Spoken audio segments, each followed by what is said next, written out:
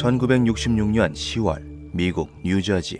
밤늦게 귀가하던 두 소녀는 최근 동네에서 목격되고 있다는 수상한 남자에 대한 이야기를 나눕니다. 당일 아침에도 한 여성이 키가 큰 괴인에게 쫓기고 있다며 경찰서에 뛰어드는 사건이 벌어졌었죠. 소년들은 불안한 마음에 발걸음을 재촉하였습니다. 하지만 얼마 못 가 그 자리에 굳어버리고 말았는데요. 길 건너편에 건장한 체격의 남자가 보였기 때문이죠. 그는 어둠 속에 숨어 주택가의 한 집을 끈질기게 주시하고 있었습니다. 이상함을 감지한 소년들이 서둘러 자리를 떠나려는 그 순간 남자가 천천히 고개를 돌립니다. 남자는 입이 찢어질 것처럼 소름 끼치게 웃고 있었죠. 그는 눈조차 깜빡이지 않고 기괴하게 웃으며 소년들을 바라보았습니다. 소년들은 그 길로 도망쳤고 신고를 받고 출동한 경찰과 만났지만 충격이 컸는지 남자의 생김새를 전혀 증언하지 못했는데요. 그들이 기억하는 건 찢어질 듯 웃는 입뿐이었죠. 사람들은 그들을 그리닝맨, 웃는 남자라고 부른다. 목격 장소나 시기는 물론이고 남자의 인종, 체격,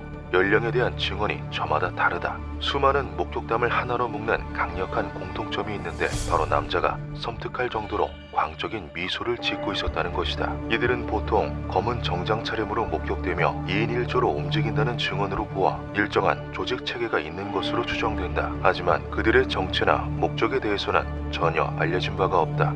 미국의 유명 초자연 현상 연구가 존 킬은 그리닝맨으로 불리는 존재를 최초로 언급한 인물인데요. 저서인 신비한 존재에 대한 완전한 안내서를 통해 그리닝맨의 최초 목격 사례라고 여겨지는 1966년 뉴저지 사건을 자세히 기록하고 있습니다. 저서에는 이 외에도 그리닝맨에 대한 다양한 목격담이 실려 있으며 뉴저지 사건 못지않게 유명한 우드로 데렌베르거 사례 역시 소개되어 있죠. 웃는 남자가 목격되고 한 달도 채 지나지 않은 1966년 11월 2일 같은 지역 내 경찰서에 이상하게 생긴 자동차가 77번 국도 위에 정체되어 있다는 내용의 신고가 접수된다. 경찰이 현장에 도착했을 땐 수상한 차량은 없고 겁에 질린 남성만 남아있었다. 지역 내에서 재봉틀 판매원으로 일하던 우드로 데렌베르거였다. 경찰 조사에서 그는 운전을 하던 중 어디선가 엄청나게 큰 충돌음이 들려 급정거하고 보니 도로 위에 아주 이상하게 생긴 자동차가 있었다고 증언했다. 가운데가 불룩하며 끝으로 갈수록 좁아지는 구식 오일 램프를 옆으로 뉘어놓은 것처럼 생긴 차량이었다. 놀라서 얼어붙어 있으니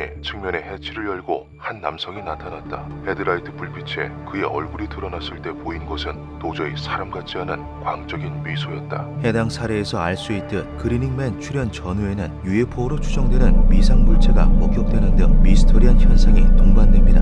그리닝맨의 정체를 두고 수많은 추측과 가설이 쏟아지는 것도 이런 특징 때문인데요. 가장 대표적인 가설은 바로 MIB 연관설입니다. MIB는 맨인 블랙의 축약어로 정부기관 요원처럼 검은 정장 차림으로 다니며 UFO나 외계인 목격자를 찾아와 취조하거나 위협하는 괴인들을 통칭하는 은어입니다. 영화 맨인 블랙이 워낙 유명해 영화를 위해 창조된 것이라고 생각하는 이들도 많지만 MIB의 존재는 냉전시대 때부터 미국, 유럽, 아시아에서 줄곧 목격되어 왔죠. 그리닝맨과 MIB의 연관성을 찾아볼 수 있는 목격담은 셀 수 없이 많은데요. 그중 가장 유명한 것은 1967년 5월 뉴욕에서 벌어진 J8로 사건입니다. 그녀는 미국 WBAB 방송국에 소속된 인지도 높은 인기 진행자였다. 그녀는 새벽에 조깅을 하던 중 어두운 골목길에서 여성을 발견했다. 여성은 누군가에게 쫓기는 듯 몹시 불안에 떨고 있었다. 그녀가 도움을 주기 위해 다가섰을 때 검은색 캐딜락이 굉음을 내며 나타나 그녀 앞에 멈춰섰다.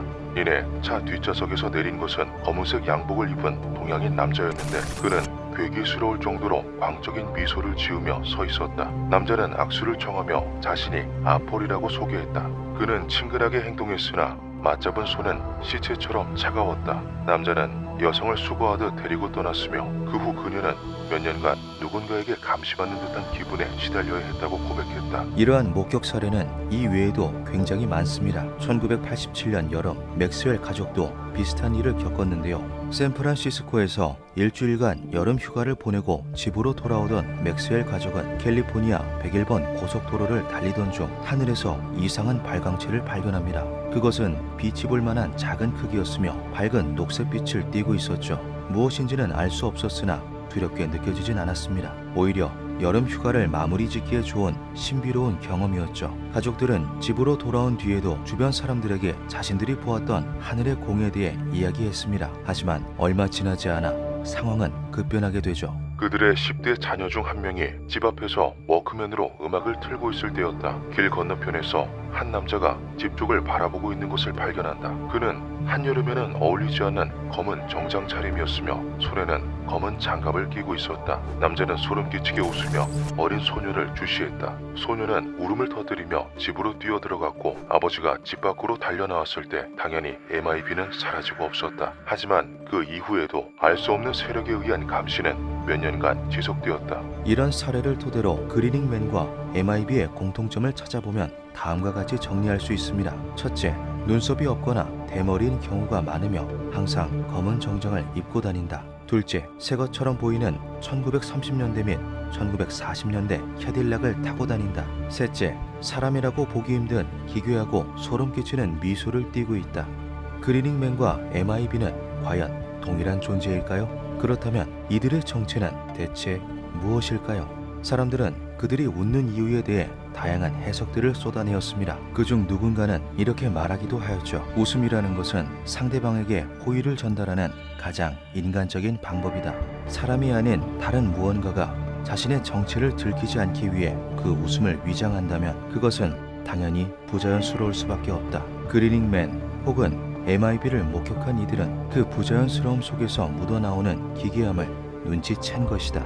확실한 것은 그들은 사람이 아닌 다른 존재이며 의도적으로 우리의 모습과 행동을 따라하고 있다. 마치 정부 요원 같은 차림새를 하고 나타나 기괴하고 섬뜩한 미소로 사람들을 공포에 몰아넣는 웃는 남자의 정체는 무엇일까요? 사람들이 말하는 것처럼 인간과는 종이 다른 기묘한 존재일까요? 아니면 CIA나 NSA처럼 국가에서 운영하는 비밀 기관인 걸까요? 아니면 두 가지 경우에 모두 해당하는 것은 아닐까요? 기묘한 밤이었습니다.